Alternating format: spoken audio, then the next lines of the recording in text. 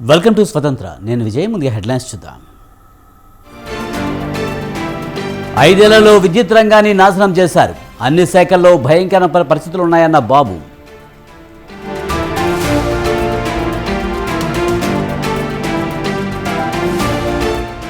ఏపీలో ఉచిత ఇసుక పంపిణీ అంతా ఒత్తిదే. సర్కారుపై వైసీపీ నేతల ఫైర్.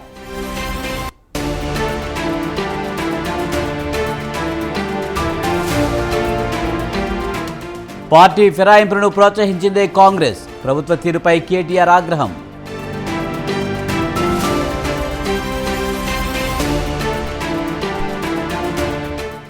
హరీష్ రావు కేటీఆర్లకు ఢిల్లీలో ఏం పని? గలీలో మాట్లాడలేక ఢిల్లీలో మాట్లాడుతున్నారన్న బీర్లా ఐలయ్య.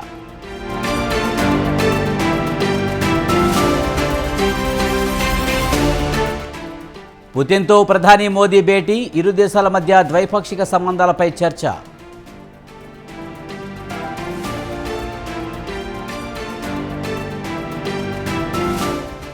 లాభాల్లో ముగిసిన స్టాక్ మార్కెట్లు. సెన్సెక్స్ 391, నిఫ్టీ 112 పాయింట్ల లాభం.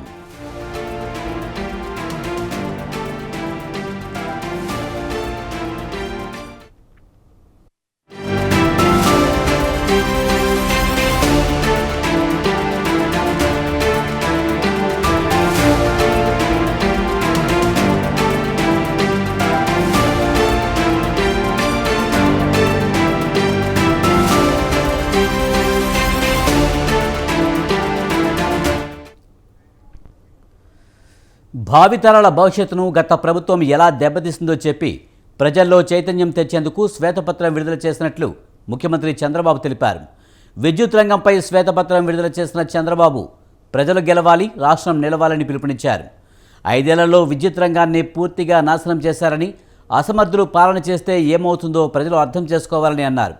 విద్యుత్ సంస్కరణల వల్ల తన అధికారం పోయినా దేశం బాగుపడిందన్నారు. తన హయాంలో నాణ్యమైన విద్యుత్ సరఫరా చేశామన్నారు. విద్యుత్ ఛార్జీలు పెంచకుండా చర్యలు తీసుకున్నామన్నారు. 2014-19లో సౌరశక్తి, పవన విద్యుత్ ఉత్పత్తి పెంచామని, 2018 నాటికి మిగులు విద్యుత్ రాష్ట్రంగా ఏపీ ఎదిగిందని అన్నారు.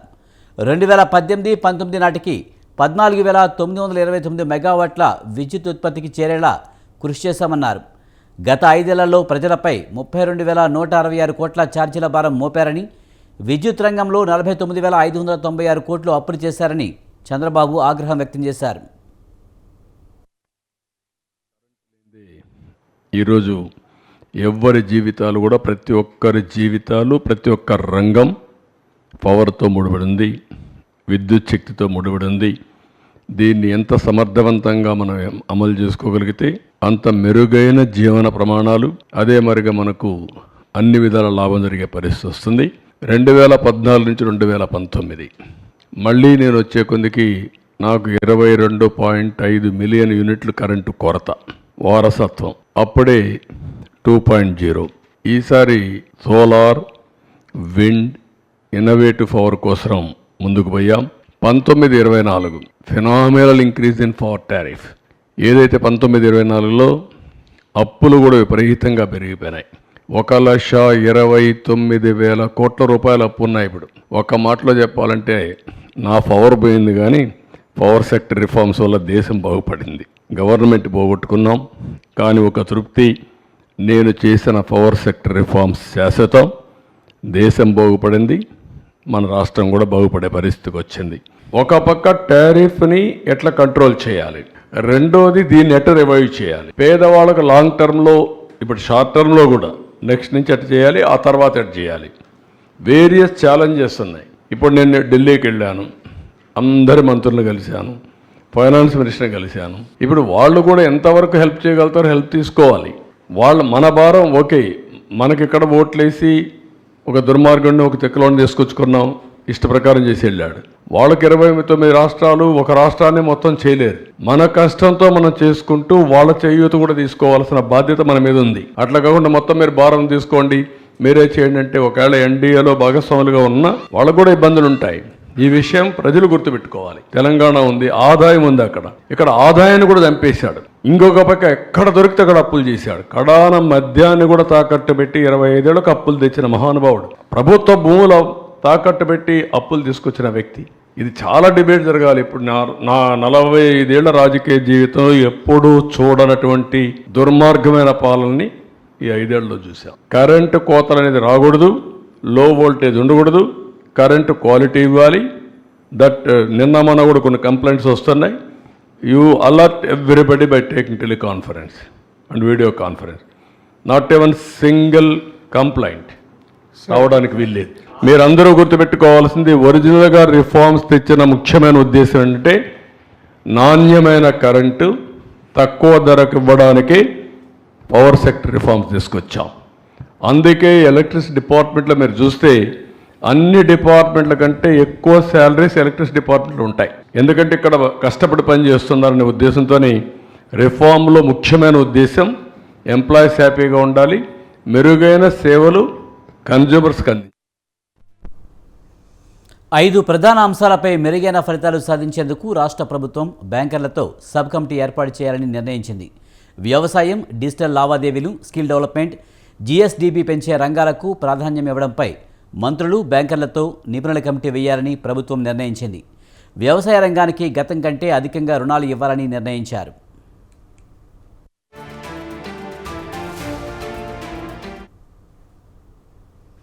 సీఎం చంద్రబాబు అధ్యక్షతన స్టేట్ లెవెల్ 227వ బ్యాంకర్ల కమిటీ సమావేశం సచివాలయంలో జరిగింది. చంద్రబాబు ముఖ్యమంత్రిగా బాధ్యతలు చేపట్టిన తర్వాత మొదటిసారి బ్యాంకర్లతో సీఎం సమావేశమయ్యారు. 2024-25 ఆర్థిక సంవత్సరానికి గాను రుణ ప్రణాళికను ఎస్ఎల్బీసీ విడుదల చేసింది. 2024-25 ఆర్థిక సంవత్సరానికి 5,40,000 కోట్లతో రుణ ప్రణాళిక విడుదల చేశారు. 3,75,000 కోట్ల ప్రాధాన్యత రంగాలకు 1,65,000 కోట్ల ఇతర రంగాలకు కేటాయిస్తూ రుణ ప్రణాళిక రూపొందించారు.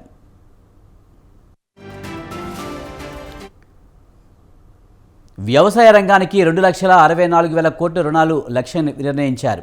అంటే గతం కంటే 14% అధికంగా రుణాలు ఇవ్వాలని నిర్ణయించారు. డైరీ, పౌల్ట్రీ, ఫిషరీస్, వ్యవసాయ యాంత్రీకరణకు, వ్యవసాయ రంగంలో మౌలిక సదుపాయాలకు 32,600 కోట్లతో రుణ ప్రణాళిక రూపొందించారు.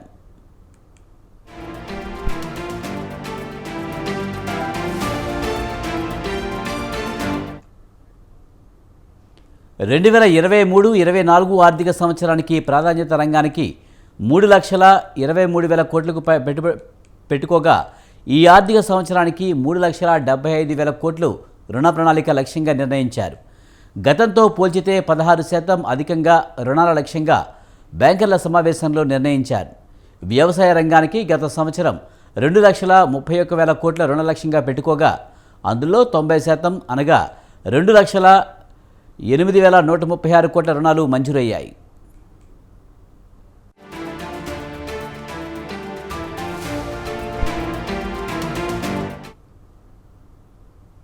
ఇక ఉద్యోగ ఉపాధి కల్పనకు దోహదపడే ఎంఎస్ఎంఈ రంగానికి 2023-24 ఏడాదిలో 6,09,000 కోట్లు లక్ష్యంగా పెట్టుకోగా ఈ ఏడాది ఏకంగా 8,07,000 కోట్లు లక్ష్యంగా నిర్ణయించారు. అంటే 26% అధికంగా రుణాలు ఇవ్వాలని ప్రణాళికలు సిద్ధం చేశారు. అలాగే గృహ నిర్మాణానికి 11,500 కోట్ల రుణాలు ఇచ్చేందుకు నిర్ణయించారు. సాంప్రదాయేతర ఇంధన సెక్టార్కు 8,000 కోట్ల రుణ ప్రణాళిక సిద్ధం చేశారు.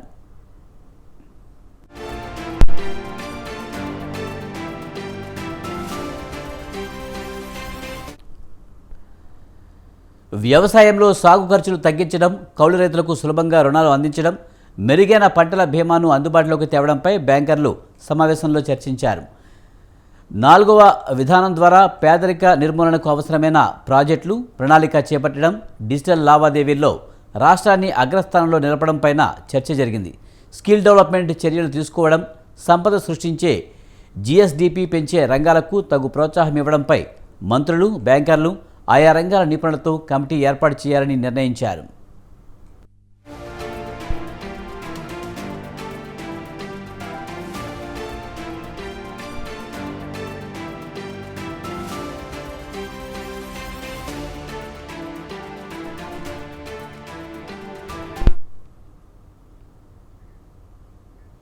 ఏపీలో కాంగ్రెస్ ఎప్పుడో భూస్థాపితమైందని, అలాంటి పార్టీ ఇప్పుడు చంద్రబాబు నాయకత్వంలో పనిచేస్తుందన్నారు వైసీపీ నేత కనుమూరి రవిచంద్రారెడ్డి.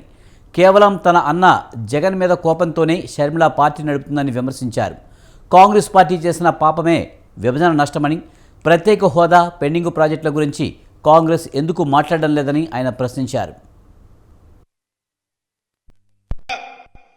ఆంధ్రప్రదేశ్ ని అన్ని విధాలుగా నడ్డి విడిచిన కాంగ్రెస్ పార్టీ ముఖ్యంగా ఆంధ్రప్రదేశ్ లో భూస్థాపితమైంది కాబట్టి, దానికి జవసత్వాలు లేని పరిస్థితి వచ్చింది కాబట్టి దాన్ని ఎలాగైనా మళ్లీ లేచి నడిచేలా చేయాలనే వాళ్ళ తాపత్రయం తప్పు కానప్పటికీ ఆచరణ సాధ్యం కాని విషయంగా మనందరికీ తెలుసు.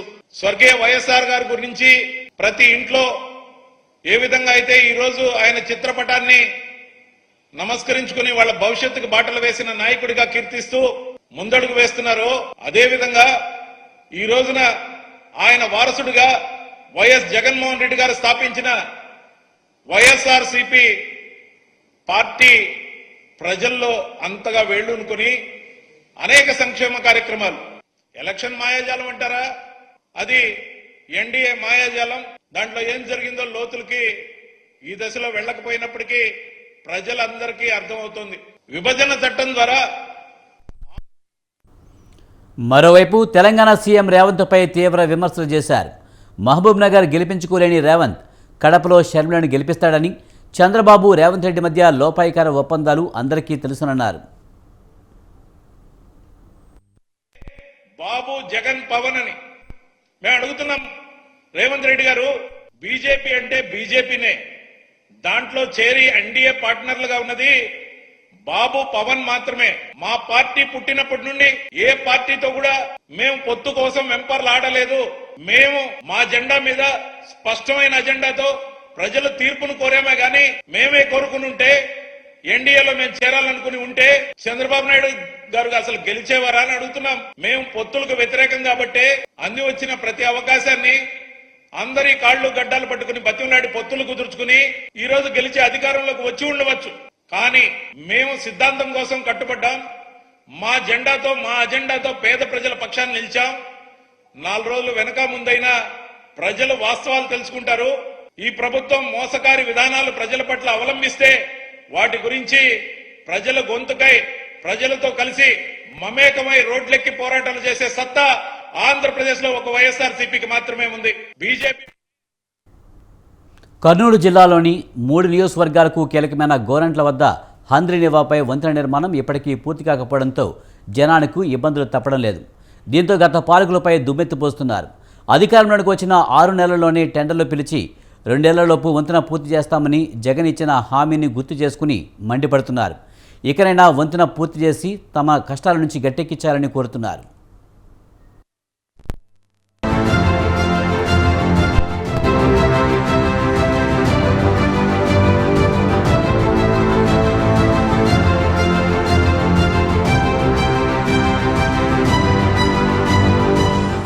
కర్నూలు జిల్లా కోడుమూరు, పత్తికొండ, డోన్ నియోజకవర్గ ప్రజలు గోరంట్ల, కొత్తపల్లె గ్రామాల మధ్య హంద్రీ నదిపై రాకపోకలు సాగిస్తుంటారు.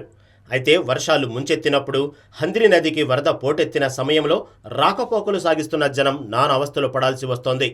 ప్రత్యామ్నాయ మార్గాల ద్వారా గమ్యస్థానాలకు చేరుకోవాల్సిన పరిస్థితి ఏర్పడుతుంది. ఈ ఇబ్బందుల నుంచి బయటపడేందుకు కొత్తపల్లె గ్రామస్తులు చందాల ద్వారా తాత్కాలిక వంతెన నిర్మించుకున్నప్పటికీ ఫలితం లేకుండా పోయింది. 2 సార్లు వేసిన తాత్కాలిక వంతెన నీటి ప్రవాహానికి కొట్టుకుపోయింది.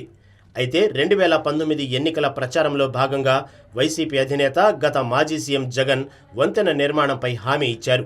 తాము అధికారంలోకి వచ్చిన 6 నెలల్లోనే టెండర్లు పిలిచి 2 ఏళ్లలోపు వంతెన పూర్తి చేస్తామని మాట ఇచ్చారు. ఈ క్రమంలోనే పంచాయతీరాజ్ శాఖ ఆధ్వర్యంలో 2023 మార్చి 18న 24.11 కోట్ల వ్యయంతో బ్రిడ్జి నిర్మాణపు పనులను చేపట్టేందుకు ఓ నిర్మాణ సంస్థతో ఒప్పందం జరిగింది. 2 ఏళ్లలోపు ప్రాజెక్టు పూర్తి చేయాలన్నది ఒప్పందం. ఈ బ్రిడ్జి పనులు నిలబడిపోయి 8 నెలల నుంచి చాలా ఇబ్బందులు పడుతున్నాము. ఇది తొందరగా పూర్తి చేసి ఎస్హెచ్ఆర్గుడి గ్రామము, మన్నెగుంట గ్రామము, కొత్తపల్లె గ్రామానికి తొందరగా పూర్తి చేస్తే మాకు హాస్పిటల్ పోవడానికి కానీ, మా రైతులకు కానీ ఏదైనా పోవడానికి ఎమర్జెన్సీ కేసులకి చాలా ఇబ్బంది అవుతుంది. ఇటు చుట్టూ వెళ్ళాలంటే కిషాపురం మీద అలా వెళ్ళాలంటే మాకు చాలా ఇబ్బంది అవుతుంది. అటు వెళ్ళినా అక్కడ వాగులు వంకలు వస్తున్నాయి. మాకు ఇది తొందరగా పూర్తి చేస్తే అధికారస్తులు తొందరగా పట్టుకొని మాకు బాగుంటుంది. పంచాయతీరాజ్ శాఖ ఆధ్వర్యంలో చేపట్టిన బ్రిడ్జి నిర్మాణానికి అడుగడుగున ఆటంకాలు ఎదురయ్యాయి. మొదటిసారి 2020లో టెండర్లకు పిలవగా టెండర్లలో పాల్గొనేందుకు కాంట్రాక్టర్లు ముందుకు రాకపోవడంతో రద్దు చేశారు. ఆ తర్వాత 2021 జూన్ 13న రెండవసారి టెండర్లు పిలిచినా ఫలితం లేకుండా పోయింది. మూడోసారి కూడా మళ్లీ ఇదే పరిస్థితి ఎదురైంది. ఇలా 3 సార్లు కాంట్రాక్టర్లు ముందుకు రాకపోవడంతో బ్రిడ్జి నిర్మాణం జరగకుండా ఆగిపోయింది. ఇక 4వసారి 13.07 కోట్లతో టెండర్లు పిలిచారు. 19% ఎక్సెస్కు సింగిల్ టెండర్ దాఖలు కావడంతో అధికారులు వీటిని రద్దు చేయక తప్పలేదు. ఇక 2023లో ప్రజలు పడుతున్న కష్టాలపై అప్పట్లో స్పందించిన వైసీపీ ప్రభుత్వం 24.11 కోట్ల వ్యయంతో నిర్మించబోయే బ్రిడ్జి నిర్మాణాన్ని టెండర్లకు పిలిచింది. దీనిపై స్పందించిన కాంట్రాక్టర్లు పనులు చేసేందుకు ముందుకు రావడంతో 2 ఏళ్లలో పూర్తి చేయాలన్న లక్ష్యంతో 2023న వంతెన పనులు ప్రారంభమయ్యాయి. అయితే ఆనాటి నుంచి ఇప్పటి వరకు కేవలం 20 నుంచి 25% పనులు మాత్రమే పూర్తి కాగా కాంట్రాక్టర్కు సుమారు 2.36 కోట్ల బిల్లులు బకాయి ఉండటంతో 7 నెలలుగా పనులు నిలిచిపోయాయి. మాకు ఇక్కడ పొలాలకు పోవాలంటే కూడా చాలా ఇబ్బంది అవుతుంది. రాకపోకలకు చాలా అందరూ వచ్చి చాలా ఇబ్బంది పడుతున్నాం. బ్రిడ్జి స్టాప్ అయిపోయింది మాకు, అందువల్ల చాలా ఇబ్బంది అవుతుంది. ఇక్కడ గోరంట్ల ఇది కొత్తపల్లి అమ్మడ ఇది ఎర్రగుడి దాని ప్లస్ మన్నెగుంట ఎర్రబాడు చుట్టుముట్టు పల్లెలందరికీ చాలా ఇబ్బంది అవుతుంది. దాదాపు ఒక 6 మంత్స్ 8 మంత్స్ అయింది. ప్రస్తుతం ఖరీఫ్ సీజన్ కావడంతో గోరంట్ల గ్రామస్తులు శివార్లలోని పంటలు సాగు చేయాలంటే హంద్రీ నదిపై రాకపోకలు సాగించాల్సి ఉంటుంది. పైగా కోడుమూరు, డోను, పత్తికొండ 3 నియోజకవర్గాల ప్రజలు ఇదే బ్రిడ్జి నిర్మాణంపైనే ఆధారపడి రాకపోకలు సాగించాల్సిన పరిస్థితి. దీంతో ఇకనైనా అక్కడి జనం ఇబ్బందులను దృష్టిలో పెట్టుకుని రాష్ట్ర పంచాయతీరాజ్ శాఖ మంత్రి పవన్ కళ్యాణ్ ప్రత్యేకంగా చొరవ చూపి వంతెన నిర్మాణాన్ని కొనసాగించాలని విజ్ఞప్తి చేస్తున్నారు. 3 నియోజకవర్గాలకు కీలకంగా మారిన గోరంట్ల వద్ద హంద్రీ బ్రిడ్జి నిర్మాణాన్ని తక్షణమే పూర్తి చేసి ప్రజల రాకపోకలు సాగించేలాగా చర్యలు చేపట్టాలని పలువురు ప్రభుత్వాన్ని డిమాండ్ చేస్తున్నారు.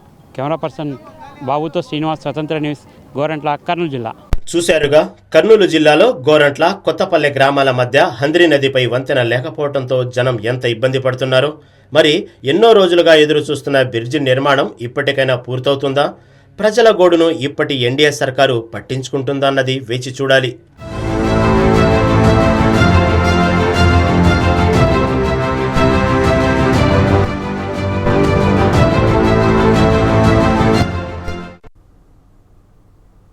గుంటూరు జిల్లాలో కలెక్టర్లతో కలిసి ప్రజాప్రతినిధులు ఉచిత ఇసుక సరఫరాను ప్రారంభించారు. గుంటూరు, బాపట్ల, పల్నాడు జిల్లాల కలెక్టర్లతో కలిసి ఎమ్మెల్యేలు ఉచిత ఇసుక పంపిణీని ప్రారంభించారు. జిల్లాలో పేద, మధ్యతరగతి ప్రజల కోసం ప్రభుత్వం ఇచ్చిన హామీలు అమలు చేస్తుందని ఎమ్మెల్యే జీవి ఆంజనేయులు అన్నారు. పేద, మధ్యతరగతి ప్రజల ఇంటికల సాకారమవుతుందని అన్నారు.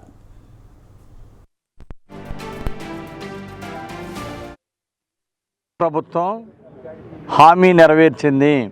గతంలో ఎన్నికలకు ముందు ఇచ్చినటువంటి హామీ ఈరోజు ఈ ఉచిత ఇసుక విధానం అమలు చేయడం ద్వారా ప్రజలకు ఉపయోగపరమైనటువంటి ఒక మంచి హామీని ఎన్డీఏ ప్రభుత్వం నెరవేర్చినందుకు చంద్రబాబు నాయుడు గారికి హృదయపూర్వక ధన్యవాదాలు, అభినందనలు తెలియజేస్తున్నా. రాష్ట్ర వ్యాప్తంగా ప్రజలందరికీ ఉచితంగా ఇసుకిస్తున్నాం. ఈ అవకాశాన్ని ఇల్లు కట్టుకునే పేదలందరూ కూడా సద్వినియోగం చేసుకోవాలని కోరుతున్నా. ఈరోజు సహజ వనరులైనటువంటి ఇసుకని గత ప్రభుత్వం అప్పనంగా దోచుకున్నారు. జగన్మోహన్ రెడ్డి పాలనలో ఈ ఇసుక బంగారంలా చాలా పేద ప్రజలకు దూరం అయిపోయింది. కానీ ఈరోజు పేదలకి ఒక ట్రాన్స్పోర్ట్ లోడింగ్ ఛార్జీ మాత్రమే భరించి ఇసుకని ఉచితంగా తీసుకెళ్లేటువంటి అవకాశం ఈరోజు ఎన్డీఏ ప్రభుత్వం, చంద్రబాబు నాయుడు గారు. ఒక ఆధార్ కార్డుపై రోజులో 20 టన్నుల ఇసుక ఇస్తామని గుంటూరు జిల్లా కలెక్టర్ నాగలక్ష్మి అన్నారు. ఇసుక లోడింగ్ చేయడానికి 20 నిమిషాలు పడుతుందని చెప్పారు. ఇసుక రీచ్ల నుంచి రవాణా చేయడానికి ట్రాఫిక్ సిబ్బందికి సూచనలు చేస్తామని అన్నారు. ఇసుక కూలీలకు ఉపాధి లేని వారికి ఉపాధి కలిగేలా మైనింగ్ శాఖ వారికి సూచనలు చేస్తామని అన్నారు. ఈ గుంటూరు జిల్లాలో ఉచిత ఇసుక విధానము మనం కూడా నిన్నటి నుంచి ప్రారంభించడం జరిగింది. మనకి ఇక్కడ గుంటూరులో 5 స్టాక్ యార్డ్స్ నుంచి మనము ఈ శాండ్ అనేది కన్స్యూమర్స్కి అందుబాటులో పెట్టడం జరిగింది. మనకి తుళ్ళూరు మండలంలో లింగాయపాలెము, తర్వాత తాలాయపాలెం ఈ 2 ఏరియాస్ స్టాక్ పాయింట్స్ నుంచి ఇసుక అనేది అందజేస్తున్నాము. అలాగే మనకి తాడేపల్లి మండలంలో గుండిమెడ అనే పాయింట్ నుంచి. బాపట్ల జిల్లా వేమూరు నియోజకవర్గం జువ్వలపాలెం స్టాక్ పాయింట్స్ ద్వారా ఉచిత ఇసుక పంపిణీ ప్రారంభించారు ఎమ్మెల్యే నక్కా ఆనందబాబు. నిర్వహణ ఖర్చుల కోసం నామినల్ ధరలు, రవాణా, లోడింగ్ ఛార్జీలు మాత్రమే వసూలు చేయడం జరుగుతుందని చెప్పారు. గత వైసీపీ ప్రభుత్వ విధానాలతో పేదలు, మధ్యతరగతి ప్రజలకు ఇసుక భారంగా మారిందని ఆగ్రహం వ్యక్తం చేశారు. విధానాన్ని ఈ రోజు నుంచి అమలు చేస్తున్నామని చెప్పడానికి ఎంతో ఆనందంగా ఉంది. చంద్రబాబు నాయుడు గారి నేతృత్వంలో 14-19 మధ్య కాలంలో అధికారంలో ఉన్నప్పుడు ఉచిత ఇసుకని ఆ రోజు ఈ రాష్ట్రంలో అందించడం జరిగింది. తర్వాత అధికారంలోకి వచ్చినటువంటి జగన్మోహన్ రెడ్డి ప్రభుత్వం ఇసుకని అడ్డగోలుగా మేసినటువంటి పరిస్థితి చూసాం. ఇసుకని సామాన్యుడికి అందుబాటులో లేకుండా 30 లక్షల పైన భవన నిర్మాణ కార్మికులు పస్తులు ఉన్నటువంటి రోజులు చూసాం. కన్స్ట్రక్షన్ భవన నిర్మాణ రంగం అంతా కూడా కుదేలైపోయి రాష్ట్రం అనేక రకాలుగా ఇబ్బందులు పడ్డటువంటి. ఇవి ఈ బులెటిన్ విశేషాలు. చూస్తూనే ఉండండి స్వతంత్ర.